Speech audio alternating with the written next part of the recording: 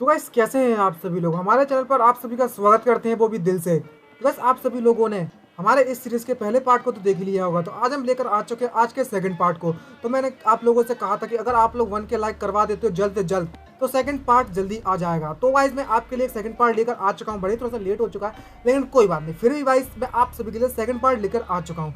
I hope आपको ये series का ये पार्ट भी पसंद आएगा और मैं उम्मीद करता हूँ कि आप इस पार्ट को भी 1000 लाइक जल्द से जल्द करवा देंगे ताकि मैं नया पार्ट रिकॉर्ड करके डाल सकूँ।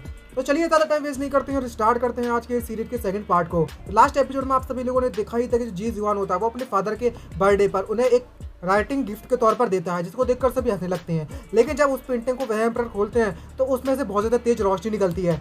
इसको देखने के बाद सिर्फ एम्परर नहीं, वहाँ पर जितने भी लोग होते हैं वो बहुत ज़्यादा घबरा जाते हैं और शौक हो जाते हैं और उसमें से इतनी ज़्यादा पावर निकल रही होती है कि सभी की आंखें फटी फटी रह जाती हैं। और जब एम्परर इसे इतनी ज़्यादा क्लोज से देखता है तो वो कहने लगता है, मैंने बस इस पेंटिंग को खोलकर सिर्फ एक झलक ही देखा हुआ है, लेकिन जरा देखो तो जरा, इसे बस देखने भर से ही मेरी कल्टीवेशन की पावर धीरे धीरे कितनी ज़्यादा बढ़ती जा रही है। और तभी अपने दिल पर पत्थर रखकर कहने लगता है कि मुझे अपने आप को रोकना ही होगा। अगर मैं इसमें इतना ज़्यादा खो गया तो मैं अपने आप को फ्री नहीं कर पाऊंगा इस पेंटिंग से, क्योंकि आज मेरा बर्थडे है और अगर मैं इसी तरीके से करता रहा तो जितने भी यहाँ पर लोग हैं वे लोग मुझे इतना ज़्यादा अपडेट तो देखेंगे, इतना पावरफुल होते देखेंगे तो सभी के सभी लोग कभी शौक हो जाएंगे।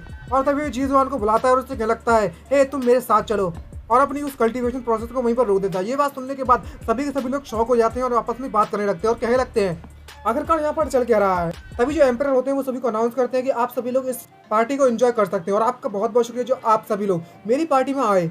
मैं और हमारे जो 5th प्रिंस है उनके साथ मैं कहीं पर जाने में लगा हूँ, जो थोड़ा इंपॉर्टेंट काम आ चुका है, तो मैं एंजॉय करता हूँ। मैं उम्मीद करता हूँ कि आप सभी लोग इस पार्टी को एंजॉय करेंगे और दिल से मत लीजिएगा इस बात को। ये बात सुनने के बाद वहाँ पर कुछ लोग होते हैं वो कहने लगता है यहाँ पर क्या चलने में लगा हुआ है, क्या जो सेरेमनी है बर्थडे सेरेमनी वो इतनी जल्दी खत्म हो गई, बस इस तरीके से, यहाँ तो कुछ भी ऐसा खास हुआ ही नहीं है। तो यहाँ पर जो 3rd प्रिंस होता है वो पीछे से देखकर कहने में लगा होता है, क्या फादर इसलिए जा रहा है यहाँ से क्योंकि अभी अभी जो स्वॉर्ड इंटेंट आया था उस पेंटिंग में से उसके कारण। और कुछ लोग तो ये भी कह रहे होते हैं कि जो 5th प्रिंस की जो गिफ्ट है जिसको एम्परर को दिया हुआ है 5th प्रिंस ने, उसको देखकर तो ऐसा लगता है कि ये गिफ्ट कुछ ज्यादा ही एक्स्ट्रा ऑर्डिनरी नहीं है। और 3rd प्रिंस की जल के मारे राख हो रही होती है और वो इतना ज्यादा जल रहा होता है कि पीछे से भी धुआं निकल पड़ा, जैसा कि देख सकते हो। और जलने के मारे उससे कहते हैं मन में सोचते हैं आखिरकार इसमें कौन सी बड़ी बात है। और इसी तरीके से एम्परर दायान की जो बर्थडे पार्टी थी वो यहाँ पर खत्म होती है। तभी हमें दूसरी तरफ का सीन दिखाया जाता है। यहाँ पर जो एम्परर होते हैं वो जी जुआन को एक सेपरेट जगह पर बुलाते हैं कोपचे में और उससे कहने लगते हैं, हे जी जुआन मुझे जल्दी जल्दी बताओ आखिरकार तुम्हें ये पेंटिंग कहाँ से मिली और तुम कहाँ से लेकर आए उसको। तभी जी जुआन घबराने लगता है और सारी की सारी डिटेल्स बताता है कि आखिरकार इसने कैसे इस पेंटिंग को हासिल किया था। ये बात सुनने के बाद एम्परर उससे कहने लगता है, अच्छा अब समझ में आया अपन को। और कहता है तुम्हारे कहने का मतलब ये है कि ये जो पेंटिंग है वह एक फियरलेस स्वॉर्डमैन मास्टर से है और उनका नाम जियांग चेन है और युआ टाउन में रहता है वो बंदा। क्या ऐसा पॉसिबल हो सकता है कि ये युआ होली लैंड से हो ये बंदा? खैर इस बारे में भूल जाओ, अगर वह सेक्युलेटर रहने में लगा हुआ है तो इसका मतलब ये हुआ कि वे अपनी आइडेंटिटी को दूसरा नहीं बताना चाहता और इसने सिर्फ एक ऑर्डिनरी पेपर पर ही इतना ज्यादा खतरनाक और इतना ज्यादा पावरफुल स्वॉर्ड इंटेंट को बना दिया है, यहाँ तक कि मैंने पूरी की पूरी लाइफ में भी ऐसी चीज नहीं देखी है।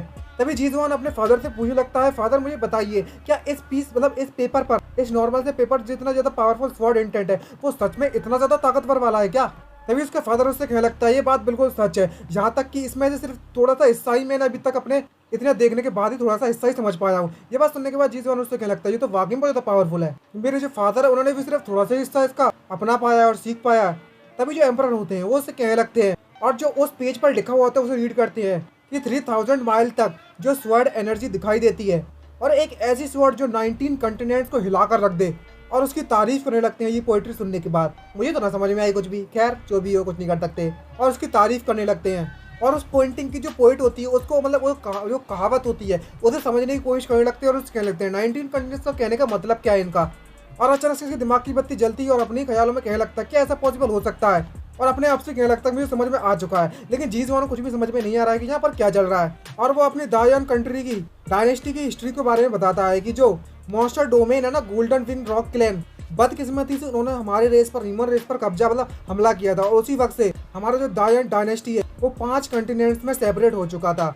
ये बात सुनने के बाद जो जी जुआन होता है वो उससे क्या लगता है, गोल्डन विंग रॉक रेस, आप कह रहे हैं कि जो मॉन्स्टर डोमेन वो सबसे ज्यादा पावरफुल रेस है? तभी हमें गोल्डन विंग रॉक रेस के बारे में बताया जाता है कि ये एक डीमन रेस है जो कि सबसे ज्यादा पावरफुल है इस वक्त, और इस डीमन डोमेन में कई सारे डोमेन है।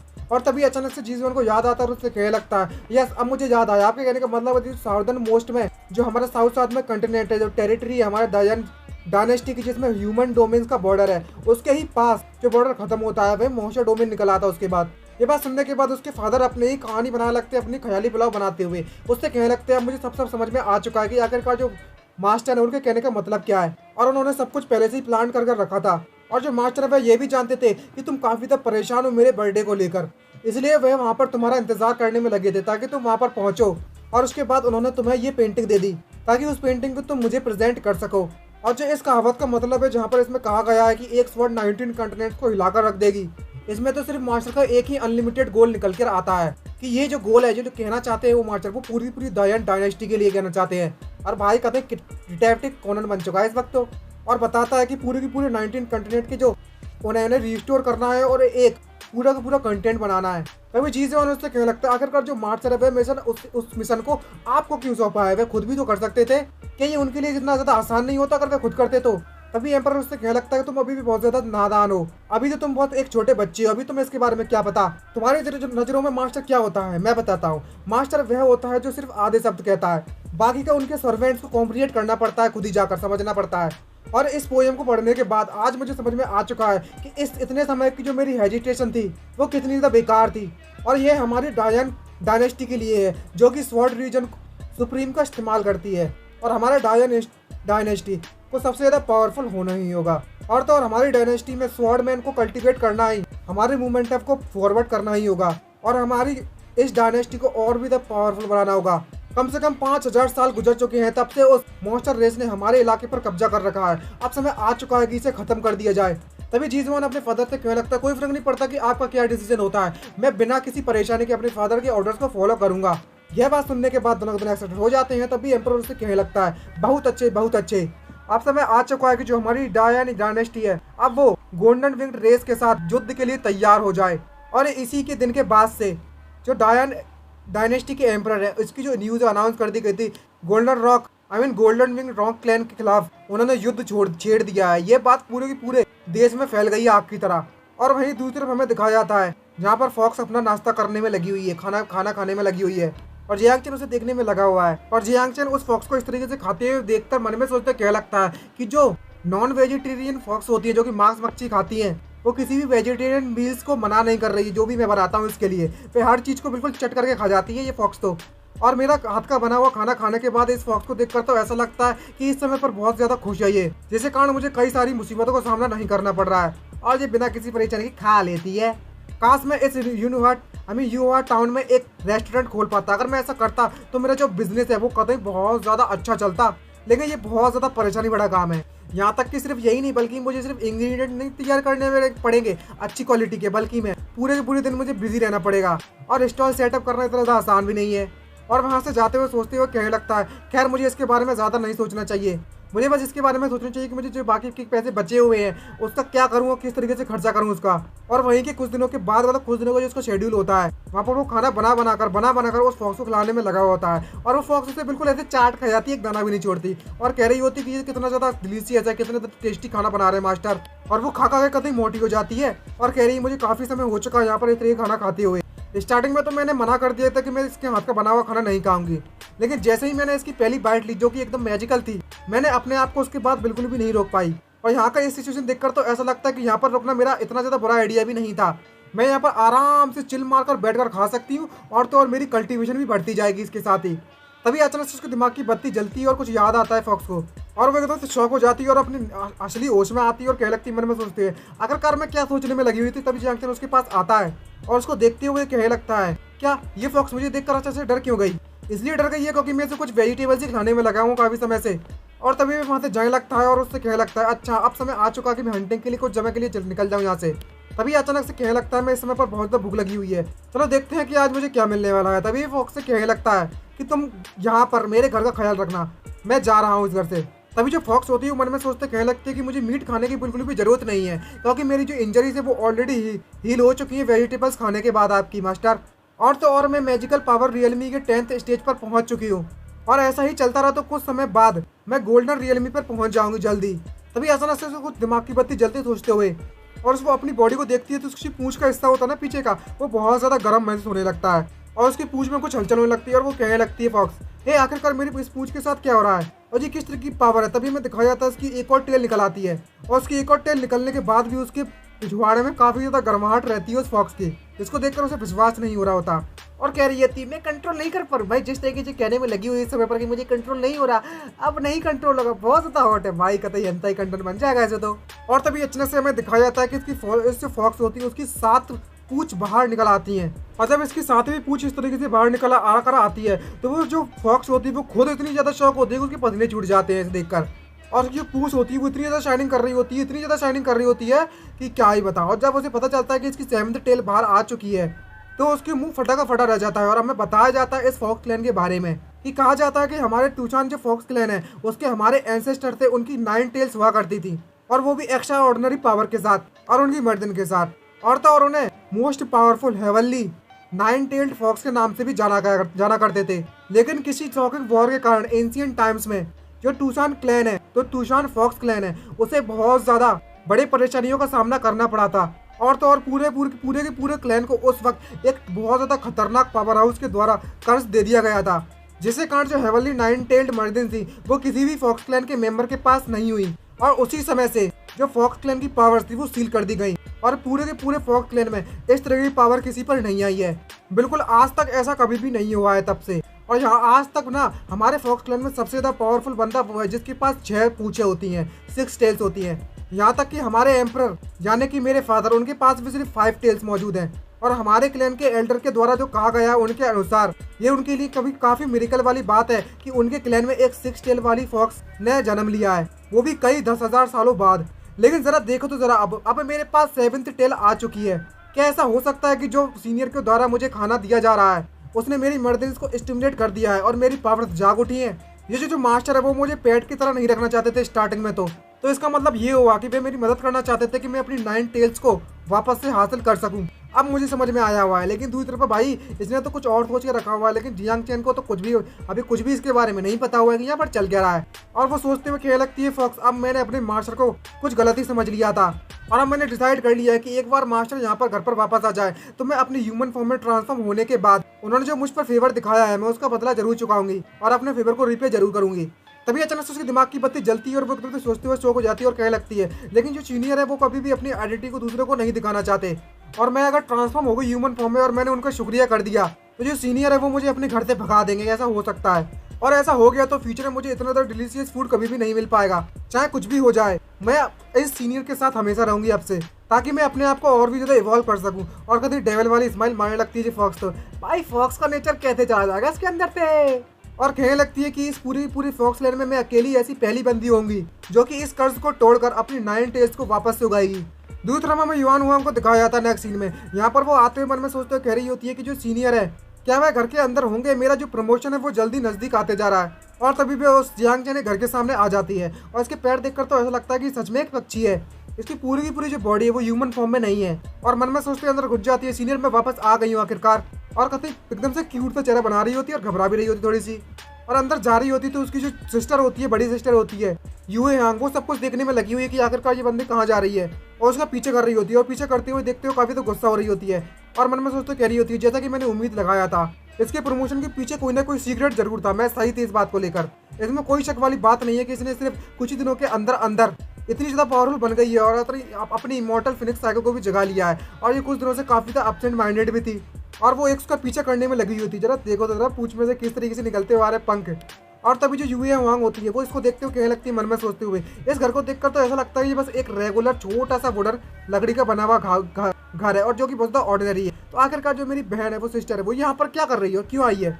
लेकिन जो उसकी सिस्टर होती है वो अचानक से वहाँ पर भागना चालू कर देती है और इस तरीके से वो भागती है लेकिन वो वापस भी आ जाती है।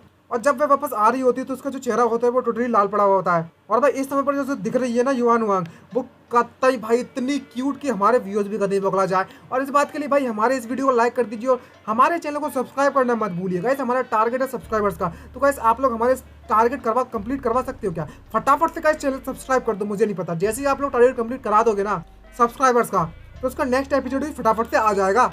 तभी हमें दिखाया जाता है कि उसकी जो सिस्टर होती है युआन वांग की, जब वो इसको इस तरीके से शर्माती है और चेहरा देखती है तो उसकी बड़ी सिस्टर यूए वांग बहुत ज़्यादा सरप्राइज होती है, शॉक हो जाती है, उसकी आंखें फटी की फटी रह जाती है और मन में सोचते कहने लगती है ये किस तरीके की एक्सप्रेशन है मेरी बहन के। नहीं नहीं नहीं नहीं है, ऐसा नहीं हो सकता, बिल्कुल नहीं हो सकता। क्या ऐसा हो सकता है कि मेरी जो सिस्टर है वो एक मॉडल के साथ प्यार में पड़ गई है? और ये बात सोचते हो वो कुछ उसके पसीने छूट जाते हैं, पसीने। भाई साहब कितनी टर्की लौंडिया है, ये सब सोचने में लगी हुई है। बस खैर इसके एक्सप्रेशन देखकर तो कौन ना सोचे कि अंदर क्या कांड करके आई है। भाई गलत फहमी हो जाएगी, लेकिन ये बात तो है, माननी तो पड़ेगी। मुझे पता है कि जो मेरी सिस्टर है उसने सिर्फ अभी अभी कुछ ही समय पहले अपनी इमॉर्टल फिनिक्स साकी को जगाया है और तभी जल्दी ही इसका जो कल्टीवेशन पाथ है वो बहुत ज़्यादा लंबा चलने वाला है, लेकिन किसी मॉडल के कारण उसका कल्टीवेशन पाथ इस तरीके से डिले हो जाएगा तो ये उसके लिए बिल्कुल भी अच्छा नहीं रहेगा, ये पूरी तरीके से खत्म हो जाएगा और मैं बिल्कुल भी ऐसा नहीं होने दे सकती। और तभी अपना मर्डरस इंटेंट को रिलीज करना चालू कर देती है वह, और इस वक्त किसी डेविल से कम ना दिख रही और गुलू गुलू के बारे में सोच रही होती है और इतनी तो गुस्सा हो रही होती है और कहने लगती नहीं मैं ऐसा बिल्कुल भी नहीं होने दे सकती, चाहे कुछ भी हो जाए। और वो उस घर के अंदर जाना लगती है और कहती है चलो देखते हैं आखिरकार किस तरीके का इमॉर्टल बंदा है, आई मीन ये मॉडल बंदा है जिसकी इतनी हिम्मत हो गई है कि वो मेरी सिस्टर को अपने प्यार में पड़वा दे, गिरवा दे। और वो जैसे ही उस घर के अंदर आती है तो वो उसे कुछ ऐसी एनर्जी महसूस होती है कि उसकी आंखें फटी की फटी रह जाती हैं और उसे ऐसा कुछ महसूस होने लगता है जिसको देखकर वो कभी शॉक हो जाती है, उसके पसीने छूने लगते हैं और कहने लगती है आखिरकार यहाँ पर चल क्या रहा है, ये जगह किसी मॉडल की नहीं थी अभी तो कुछ देर पहले तो। और उसे कुछ शब्द लिखे हुए दिखाई देते हैं और कब कब आते हो कह लगती है मन में सोचते हुए कि जो मेरी पावर है वो 8th लेवल के गोल्डन कोर रियलमी पर है, लेकिन जरा इस यार्ड को देखो, मैं इसकी स्ट्रेंथ के कम्पीट नहीं कर पा रही हूँ। इसको देखकर तो ऐसा लगता है कि ये एक सुप्रीम बीइंग है। मैं इस बात को लेकर पक्का श्योर हो चुकी हूँ, इस घर के अंदर एक सुप्रीम बीइंग रहता है जो कि यहाँ पर रहने में लगा हुआ है। तभी वहाँ पर जियांग चेंग बाहर आता है और कहने लगता है आपका बहुत बहुत शुक्रिया विजिटर। ये देखने के बाद वह लड़की कभी शौक हो जाती है और कहने लगती है ओ शिट ये तो आ गया यहाँ पर, और उसको देखकर डर रही होती है और कहने लगती है ये तो बंदा तो बहुत ज़्यादा डरावना है। लेकिन जियांग चेंग तो एकदम से प्यारी सी स्माइल मारते हैं, उससे कहने लगता है हंसता है और आप सभी का आपका स्वागत है हमारे इस छोटे से घर में स्टोर में। लेकिन यहाँ पर जो यूए यांग होती है वो काफी देर कपकपा रही होती है उसे देखकर, और जब इस तरीके से कपकपाती है वो जियांग चेंग से देखता है तो मन में सोचते क्या लगता है क्या मैं सच में इतना ज़्यादा डरावना दिखता हूँ क्या मेरी इतनी ज़्यादा शक्ल खराब है क्या। तभी दूसरी तरफ जो यूए यांग होती है वो मन में सोचते घबरा रही होती है और कह रही होती है मैंने इसके बारे में पहले सुना हुआ है कि जो पावरफुल लोग होते हैं बहुत ज़्यादा वो अपने आप को ऑर्डिनरी लाइफ जीने के लिए एक ऑर्डिनरी बंदे की तरह डिस्कस कर रहते हैं सेगुलेशन में। और तभी वो इधर उधर दिखना चालू करती है घर में, और जब वो इधर उधर देखती है तो उसको देखकर और भी तक घबराने लगती है और कपकपाने लगती है और कहने लगती है कि इस एरिया के बाहर यहाँ तक कि अंदर का जो डेकोरेशन है इन सभी के अंदर एक पावरफुल एनर्जी फंसी हुई है। और जरा देखो तो जरा उस टूसान फॉक्स क्लैन के उस फॉक्स को जिसका जो स्टेटस है वो इतना ज़्यादा लो भी नहीं है। इस तरीके का जो बंदा होता है वो एरोगेंट कल्टिवेटर्स को पकड़ कर रखता है ताकि वो उन तरीकों को पूरी तरीके से तबाह कर सके, उन कल्टिवेटर्स को जो ही घमंडी होते हैं, और एक स्लेव्स में बदल देता है उन सभी को। और वो अपने ही ख्याली प्लाव बनाने में लगी हुई है इस वक्त। तभी जियांग चेंग आता है और उससे कहने लगता है हे गेस्ट क्या यहाँ पर आप थोड़ा पानी पीना चाहोगे। और तभी जो यूए यांग होती है वो उसको देखती है पानी को, और उसको देखकर तो उसकी बोलती बंद हो जाती है। और उसको देखते हुए जो जियांग चेंग होता है वो उससे कहने लगता है तुम्हें इतना डरने की जरूरत नहीं है, इस पानी के अंदर मैंने जहर नहीं मिलाया हुआ है तो रिलैक्स हो थोड़ी। और तभी जो यूए यांग होती है वो मन में सोचते घबरा रही होती है और कह रही होती है आपने ये इस बात को याद रखना कि तुम एक सेंटेंस हो, वो भी यूए हॉली ग्राउंड की, और तुमने ये सब पहले देख रखा होता है तो अपने आप को शांत रखो, all is well all is well all is well. और वो उसका हाँ कर देती है कपकपाते हुए और नकली स्माइल दिखा रही होती है। और तभी जियांग चेंग उससे क्या लगता है अच्छा ठीक है ये पानी ठंडा हो चुका है ऑलमोस्ट, इसे पी लो। और तभी जो यूए यांग होती है उसको देखकर इतनी घबरा रही होती है कि उस पानी को पीने की उसकी इच्छा नहीं हो रही होती है और कह होती है मन में सोचते हुए क्या मुझे क्या करना चाहिए, मुझे क्या करना चाहिए। अगर इस पानी के अंदर कुछ भी गलत हो गया तो मैं बिल्कुल भी इसे हैंडल नहीं कर पाऊंगा क्योंकि मैं इतनी पावरफुल नहीं हूँ इस वक्त। क्या ऐसा हो सकता है कि ये बंदा मुझे यहाँ पर कैद करके रखेगा और मुझे एक कुत्ते की तरह आई मीन एक जानवर की तरह पालेगा, मेरी लाइफ तो खत्म है भाई खत्म। और जब वो जियांग चेंग को इस तरीके से पानी देती है देखती है तो उसका चेहरा अपने मन में क्या सोच रही होती है, इतने भयानक देख रही होती है कि जैसे कि एक डेविल उसे जहर देने में लगा हुआ है, और ऐसे सोच रही होती है जैसे कि ये इधर देखो उसका कितनी ज़्यादा बेकार सी शक्ल बना दी है जियांग चेंग की, और उसको ऐसे सोच रही होती है कहते हुए कि जरा इसे पियो तो जरा ये मेरा आइटम है खी खी खी खी खी। और तभी जो यूए यांग होती है वो मन में सोचते कहने लगती है सबसे पहले तो मुझे इस पानी को पीना होगा, जो कि ये पानी कह रहा है कुछ भी हो सकता है इसके अंदर पता नहीं है लेकिन क्या हो सकता है। और कहती है कोई फर्क नहीं पड़ता कि क्या होगा मेरे साथ, जब तक मैं इस जगह से जल्दी से जल्द भाग सकती हूँ तब तक सब कुछ ठीक रहेगा। और वो उस पानी को लेती है और उसको पीने लगती है, और जैसे ही वो पीती है तो उसकी जो कल्टीवेशन लेवल होता है वो उसका लेवल अप होता है धीरे धीरे करके, जिसको देखकर उसकी आंखें फटी फट रह जाती है और शौक हो जाती है और कहने लगती है ये इतना ज़्यादा बुरा इफेक्ट भी नहीं था इसका, आखिरकार मेरे साथ क्या हो रहा है, मैंने तो बस इसका एक घूंट लिया है। और मेरा कल्टीवेशन लेवल बढ़ने भी लगा। तभी जियांग चैन जब इसको इस तरीके से देखता है तो मन में सोचते कहने लगता है, कभी तो गुस्सा भी हो रहा होता है और मन में सोचते कहने लगता है कि जितने ज्यादा चीज अमीर देखते हैं उतनी ज्यादा चीज स्ट्रेंज होते हैं क्या बंदे। मेरे को ये बात समझ नहीं आती कि आखिरकार ये अमीरों के नमावी शौक किस तरीके के होते हैं। और तभी वो यू यांग से पूछने लगता है, अच्छा तुम मुझे ये बताओ अगर तुम यहाँ पर क्यों आई हो। तभी यू यांग उससे कहने लगती है, मैं यहाँ पर इसलिए आई हूँ क्योंकि मैं अपनी यहाँ पर सिस्टर का पीछा करने में लगी हुई थी और मैं बस इसके बारे में काफी चिंता थी, इसलिए मैंने उनका पीछा किया था अपनी सिस्टर का। और मैंने अपनी सिस्टर को आते हुए यहाँ पर देखा था और सारी की सारी सिचुएशन को एक्सप्लेन कर देती है। तभी जियांग चैन उसकी बात सुनने के बाद ऐसे कहने लगता है, अच्छा तो अब समझ में आया, जो मिस युआंग हुआंग है वो तुम्हारी सिस्टर है, तो मुझे माफ कर देना मैं इस तरीके से व्यवहार करने के लिए। अब तुम्हारी जो सिस्टर वो अभी भी यहाँ पर आई थी और कुछ मेरे हाथों से बने हुए स्टोन को ले गई है। ये बात युए हॉन को समझ में नहीं आई और कहने लगती है, स्टोन कार्विंग कहने का मतलब क्या है तुम्हारा। तभी जियांग चैन उसे एक्सप्लेन करता है और उससे कहने लगता है, आखिरकार इसमें क्या परेशानी है। तुमने बिल्कुल सही सुना, वो मेरे कुछ हाथ के बने हुए कुछ स्टोन से लेने आई थी। तुम तो जानती हो कि मेरे हाथ के जो स्टेचुस होते हैं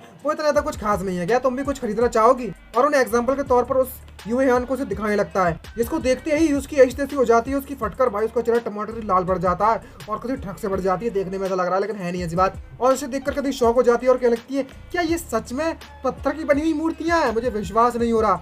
जरा इन मूर्तियों को देखो तो जरा, इनके अंदर अनगिनत एनर्जी है भाई, अनगिनत स्पिरिचुअल एनर्जी है, इसका अंदाजा भी नहीं लगा सकता मैं, अनलिमिटेड। इसको देखकर तो ऐसा लगता है कि ये सारी की सारी एनर्जी मेरी बॉडी के अंदर जाना चाहती है और वो उसको होल्ड नहीं कर पा रही होती है। जैसे कि समझ गए ना किस तरीके से होल्ड नहीं हो रहा। और तभी अचानक से चिल्ला पड़ती है और उससे कहने लगती है कि मुझे पत्थर की बनी हुई मूर्तियां बिल्कुल भी पसंद नहीं है। और दूसरे मन में सोचते हुए कहने लगती है कि मैंने इस बंदे को अचानक से अपॉर्चुनिटी दे दी होती, इस मौका दे दिया होता, मैं कभी भी इसके इस तरीके के टेम्पटेशन में नहीं फंसने वाली। तभी अचानक से जो जियांग चैन होता है वो उस स्टोन्स को हटाता है, उस हटाने के बाद एक पेंटिंग निकालता है, उससे कहने लगता है, अच्छा ऐसी बात है तो कोई बात नहीं, इस पेंटिंग के बारे में तुम्हारा क्या ख्याल है। इसको देखने के बाद युआंग की आंखें तो बाहर निकल आती हैं, क्योंकि जो पेंटिंग बनी होती है वो एक बर्फ की बनी हुई थी, बर्फ के पहाड़ों की, और देखकर उसकी आंखें चौंधिया जाती हैं और वो बहुत ज्यादा शौक हो जाए, बहुत ज्यादा खुश होने लगती है उसको देखने के बाद। और मन में सोचते कहने लगती है, जिस समय मैंने इस पेंटिंग को देखा तो मेरी जो सोर्स पावर है वो कंटिन्यूसली बढ़ती जा रही है, बढ़ती जा रही है। इसे देखकर तो ऐसा लगता है कि मेरी क्यू पावर के अंदर कुछ ना कुछ तो मिल रहा है। ये बंदा बहुत ज्यादा खतरनाक है, बहुत ज्यादा। यहाँ तक कि ये बंदा तो मेरे आइस प्रेजेंट साकियो के जो डिफिशिएंट है उसके मैटर के बारे में बहुत ज्यादा अच्छे से जानता है। आखिरकार इसने ये कैसे किया मुझे समझ नहीं आया। ये बंदा और इसके बंदे की बनाई हुई ये पेंटिंग बहुत खतरनाक है बाबा, बहुत खतरनाक है। और इसकी इस तरीके का एक्सप्रेशन देखने के बाद जियांग चैन मन में सोचते कहने लगता है, अगर इसे मेरे स्टोन कार्विंग इतने ज्यादा पसंद नहीं है तो चलो पेंटिंग्स ट्राई करते हैं, क्या ये इसे खरीदना चाहेगी। आखिरकार मेरी पेंटिंग्स कुछ समय पहले बिक चुकी थी तो शायद ये खरीद ले जाए। और तभी जो युआंग होती है वो काफी तो कंफ्यूजन में फंस गई होती है और कुछ भी समझ में नहीं आ रहा होता है और कह रही होती है कि आखिरकार मुझे क्या करना चाहिए, क्या मुझे इस पेंटिंग को एक्सेप्ट करना चाहिए। अगर मैं इस पेंटिंग का इस्तेमाल करती हूँ तो ये जो पेंटिंग है वो मेरी ice Phoenix immortal ice Phoenix cycle को और भी ज्यादा पावरफुल बनाने में मेरी मदद करेगी। लेकिन अगर मैंने इस इतने ज्यादा आसान गिफ्ट को इस तरीके से एक्सेप्ट कर लिया तो मैं इसके जाल में जरूर फंस जाऊंगी। लेकिन अगर मेरा जो सोर्स एनर्जी है वो काफी ज्यादा बढ़ गई और वो काफी ज्यादा बड़ा हो गया सोर्स एनर्जी वाला बॉल, तो मेरे जो कल्टीवेशन पाथ है वो और भी ज्यादा अच्छा हो जाएगा और मैं और भी ज्यादा पावरफुल बन सकती हूँ। लेकिन मैं इसकी गुलाम भी नहीं बनना चाहती इस बंदे की, मुझे क्या करना चाहिए बस समझ में नहीं आ रहा। तभी अचानक से उसका जो ध्यान होता है वो कहीं और पर जाता है और मन में उसको देखकर कहने लगती है ये चीज, और उसको देखकर कहती है ये तो स्वॉर्ड कोर है, स्वॉर्ड कोर। ये जो स्वॉर्ड कोर है वो जीजवान के द्वारा नहीं है जो कि दायान डायनेस्टी के 5th प्रिंस है। ये जो स्वॉर्ड कोर है वह ना तो स्पिरिचुअल स्वॉर्ड कंटेंट कर सकता है, आई मीन कंडेंस कर सकता है। यहाँ तक कि यहाँ का जो स्वॉर्ड कोर है जो कि नातल स्पिरिचुअल स्वॉर्ड को कंडेंस कर सकता है वह यहाँ पर है। इसका मतलब तो यही हुआ कि जो दायान डायनेस्टी के 5th प्रिंस है जीजवान, उन्होंने भी इस डरावने बंदे के साथ ट्रेडिंग कर रखी है। अब जबकि मेरी जो सिस्टर है उसने अपने इमॉर्टल फिनिक्स साइकिल को जगा लिया है, इसका मतलब ये हुआ कि इसका जो कल्टीवेशन पाथ है वो बाउंडलेस है। और बात रही उस जीजवान की, तो अभी कुछ समय पहले एम्परर के द्वारा उसकी काफी ज्यादा तारीफ की गई है। और तो और उसको देखकर तो ऐसा लगता है सिस्टर देखकर कि जो नया नेक्स्ट एम्परर होने वाला है दायान डायनेस्टी का, वह भाई बंदा होने वाला है। जब तक ये दोनों बंदे उसके कंट्रोल में रहेंगे तो इस पूरे के पूरे कल्टीवेशन वर्ल्ड में ये बंदा सबसे ज्यादा पावरफुल रहेगा। और तो और इस बंदे ने इन दोनों बंदों के साथ ट्रेडिंग कर रखी है कि जो दोनों इतने ज्यादा पावरफुल होने वाले हैं कल्टीवेशन वर्ल्ड में कि इनका कोई मुकाबला भी नहीं कर पाएगा। क्या ऐसी पॉसिबल हो सकता है कि इस बंदे का कोई बहुत बड़ा प्लान है और आज यह अपने प्लान में मुझे इंक्लूड करना चाहता है। क्या जो बंदा है वो इस दुनिया के सारे टैलेंटेड कल्टीवेटर्स को अपने प्लान में हासिल करना चाहता है, अपनी टीम में हासिल करना चाहता है। और इतने ज्यादा डर रही होती है, पसीने छूट रहे होते हैं, ये देखकर तो भाई चीजों ने कुछ भी समझ में नहीं आ रहा है कि यहाँ पर चल क्या रहा है। और उसके ख्याली ख्याली पुलाव इतने ज़्यादा हो रहे होते हैं कि वो कह रही होती है जरा 1 मिनट रुको। मैंने अभी भी कुछ समय पहले ये न्यूज़ सुनी है कि हमारे होली ग्राउंड के जो हायर बींग्स हैं उन्होंने कहा है और उन्हें कहते हैं, मैंने सुना है कि जो डायन डायनेस्टी है वो एक बैटल की तैयारी करने में लगी हुई है, वो भी गोल्डन विंग्ड रॉक क्लैन के एक मुकाबले में। और ये सब तब से हो रहा है जब से 5th प्रिंस जीजुआन ने एम्परर को एक कुछ गिफ्ट के तौर पर दिया था, तब से। यहाँ तक कि ये सिर्फ एक्सपर्ट की मेजोरिटी को कंट्रोल नहीं करना चाहता, अब तो इसने इस कंट्री के इस डायनेस्टी के रूलर को भी अपने कब्जे में कर लिया है और वो उसने वॉर भी स्टार्ट कर दिया यहाँ पर। इसका मतलब ये नहीं हुआ कि मैं और मेरी सिस्टर इस बंदे की गुलाम बन गए हैं और पपेट्स बनकर रह जाएंगे, और वो अलग ही ख्याली पुलाव बनाने में लगी हुई है इस वक्त। और इस तरीके पर ये जो करने में लगी हुई है, भाई साहब कितना सोचने में लगी हुई है किस तरीके से गुलाम है। भाई गुलाम तो ठीक है, लेकिन अपने गुब्बारों को इस तरीके से फंसा कर दिखाना सोचना, ये कुछ ज्यादा नहीं हो गया भाई? इसकी सोचना तो कतई मौज मार दी मौज। और घबराते हो मना करने लगती, नहीं नहीं नहीं नहीं मैं ऐसा बिल्कुल भी नहीं होने दे सकती। चाहे हो जाए, मैं इसके प्लान में बिल्कुल शामिल नहीं होने वाली। चाहे कुछ भी हो जाए, मुझे इस प्लान को रोकने के लिए कुछ ना कुछ तो करना ही पड़ेगा, और ये मुझे अपनी सिस्टर के लिए करना ही होगा, चाहे कुछ भी हो जाए। यही मेरे पास एक रास्ता बचा हुआ है अकेला। जल्दी से मैं इस ट्रेड को एक्सेप्ट कर लेती हूँ और इस पेंटिंग का इस्तेमाल करते हुए अपनी कल्टीवेशन को और तो बढ़ा लेती हूँ। देन मेरे पास चांस होगा यहाँ से जाने का। और तभी वो शर्माते हुए इससे कहने लगते हैं कि मुझे ये पेंटिंग काफी ज्यादा पसंद आई। और तभी जियांग चैन ये सुनने के बाद कहीं खुश हो जाता है और कहने लगता है, मिस आपकी आंखें तो काफी ज्यादा अच्छी हैं, आपने बिल्कुल सही चीज पहचानी है। और तभी इस तरीके से वहाँ पर उनकी ट्रेड कंप्लीट हो जाती है। और तभी जो है हुआंग होती है, वो अपनी पेंटिंग को लेकर आसमान में उड़ते हुए वहाँ से जा रही होती है। मन में सोचते कह रही होती है, तुम मुझे इतनी आसानी से यहाँ से जाने दोगी? मुझे इस बात पर बिल्कुल भी विश्वास नहीं हो रहा है। अब समय आ चुका है, लेकिन अब मुझे क्या करना चाहिए बाद में? चाहे कुछ भी हो जाए, इस मैटर को मुझे अपने होली ग्राउंड को रिपोर्ट करना ही चाहिए। और होली ग्राउंड को इस बात का पता लगाने दो इसके साथ क्या करना चाहिए फ्यूचर में, क्योंकि इस बंदे के कारण जो मेरी इमेजिनेशन है वो कम्प्लीटली इसने क्रॉस कर दी है और मैं इस मैटर को बिल्कुल भी हैंडल नहीं कर पाऊंगी अब।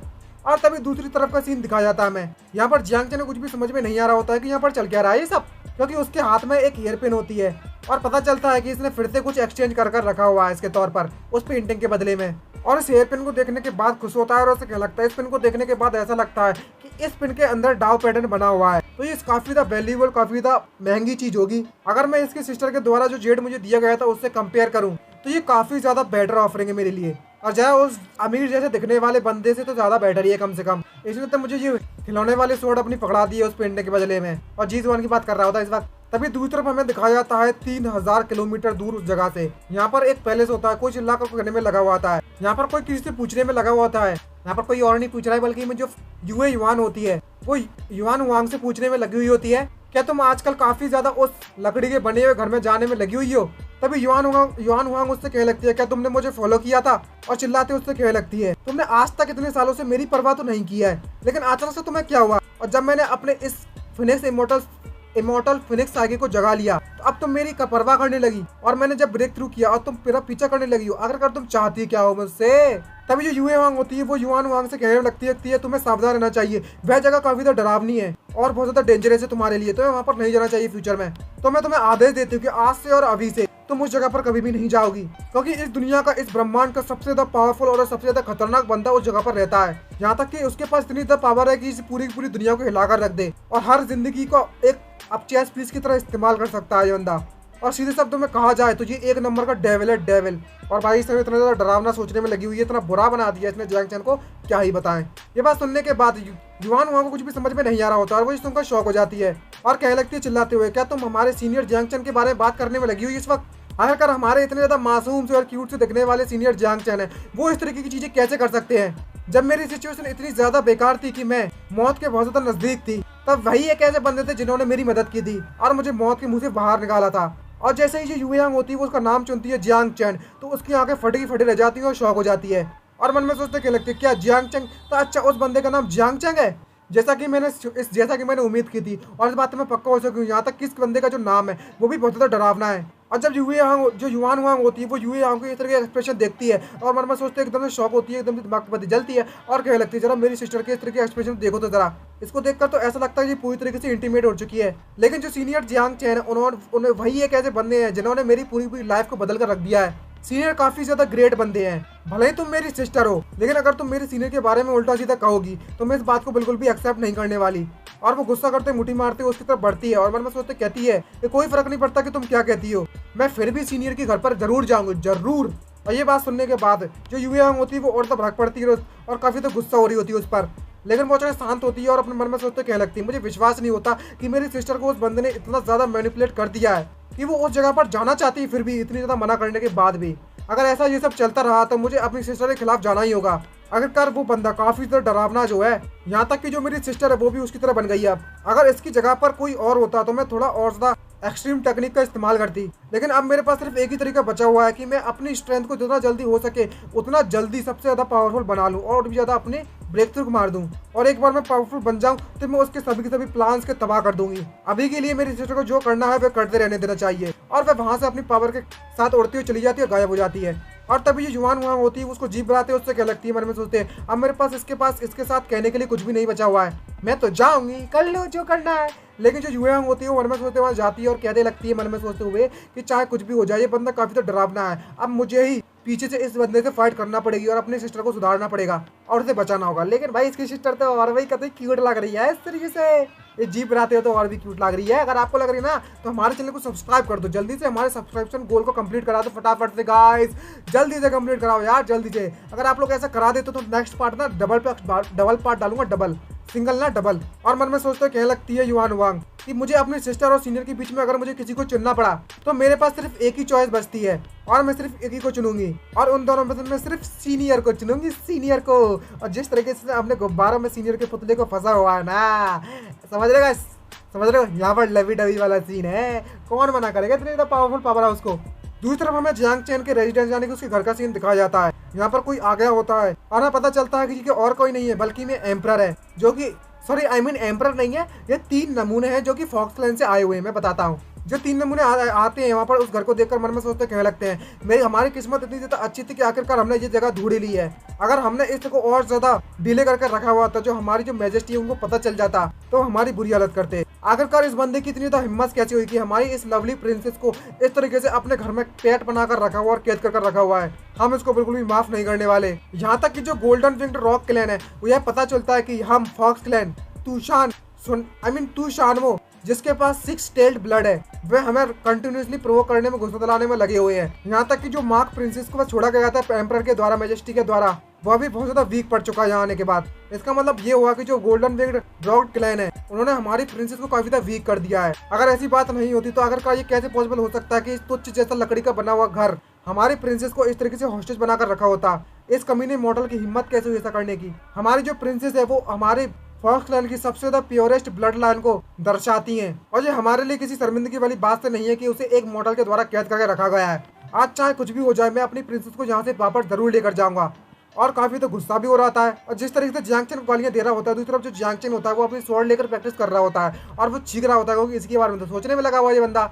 और प्रैक्टिस करते हुए वो फॉक्स की तरफ देखता है और कह लगता है मन में सोचते जरा इस फॉक्स को देखो तो जरा, ये अभी भी सोने में लगी हुई है, ये अभी इसको देखकर तो ऐसा लगता है कि ये अभी भी रिकवर कर रही है अपनी इंजरी से, लेकिन इसे क्या पता ये तो पूरी तरह से ठीक हो चुकी है। और जियांग चेन मन में सोचते कहने लगता है कि मुझे इसके बारे में चिंता न करते हो अपने बारे में चिंता करना चाहिए। और यहाँ पर हमें बताया जाता है कि जो स्वॉर्डमैनशिप की जो स्किल है उसे नेचुरली सीधी सी बात है कि जो जियांग चेन है वो उसे गेम की तरह समझता है और उस गेम में ही उसे ये स्वॉर्डमैन की स्किल मिली है और वो इस समय पर अपनी स्वॉर्डमैन को प्रैक्टिस करने में लगा हुआ है और वो जैसे ही अपनी स्वॉर्ड को स्विंग करता है, दूसरी तरफ हमें दिखाया जाता है कि जो फॉक्सलैंड के जो बंदे होते हैं वो उस घर में घुसने की कोशिश कर रहे होते हैं, लेकिन जैसे ही वो जो जियांग चेन अपनी स्वॉर्ड को स्विंग करता है तो उसे तो पता नहीं है कि स्विंग करने से क्या हुआ। तभी अचानक से जैसे ही वो दोनों के तीनों बंदे अंदर जा रहे होते हैं तो उन पर एक बहुत ज्यादा जोरदार एनर्जी का धमाका होता है, एनर्जी का अटैक होता है, जिसके कारण वो दोनों के इतना शॉक हो जाते हैं। लेकिन जियांग चेन कुछ भी समझ में नहीं आ रहा होता है, वो मन में सोचते कह रखता है, कुछ चीज की आवाज आती है और कह लगता है क्या मेरे घर के बाहर कुछ अजीब से होने में लगा हुआ है, लेकिन उसे अभी भी अंदाजा नहीं है कि बाहर क्या चलने में लगा है। लेकिन दूसरी तरफ दिखाया जाता है कि वो तीनों की बहुत ज्यादा हालत खराब हो गई होती है और इतनी ज्यादा खराब हो गई होती है कि वहीं पर बेहोश होकर गिर गए होते हैं। और इसी के साथ हमारे सेकंड पार्ट यहाँ पर खत्म होता है। आइए हमारा ये पार्ट आप सभी को बहुत ज्यादा पसंद आया होगा। अगर हमारा ये पार्ट आपको पसंद आया है तो वीडियो को लाइक करना मत भूलिएगा गाइस, जल्दी से 1000 लाइक करा दिए फटाफट से अगर नेक्स्ट पार्ट चाहिए तो। और हमारे सब्सक्राइबर जो गोल है उसे भी कंप्लीट करा दीजिएगा फटाफट से, और जैसे ही हमारा गोल कंप्लीट होगा नेक्स्ट पार्ट पे रिकॉर्ड करने के लिए बैठ जाएंगे और अब सारी की सारी परेशानियां दूर खत्म हो चुकी हैं तो हम रेगुलरली अब पार्ट को डाल सकते हैं। आई होप हमारी इस रिक्वेस्ट को आप कंप्लीट करा दोगे और जो आपने फर्स्ट पार्ट पर अपना प्यार दिखाया था ना और जो गोल था उसे बहुत ज़्यादा जल्दी कंप्लीट करा दिया था, तो उसके लिए आपका बहुत बहुत शुक्रिया। तो चलिए उम्मीद करता हूँ कि इसका भी आप गोल जल्दी कंप्लीट करा दोगे। तो अब तो गोल कंप्लीट हो जैसे ही होगा ना तो वैसे ही हम एक नया पार्ट डाल देंगे। तो चलिए मिलते हैं नेक्स्ट वीडियो में, आज इतना ही, बाय बाय, साइनिंग आउट।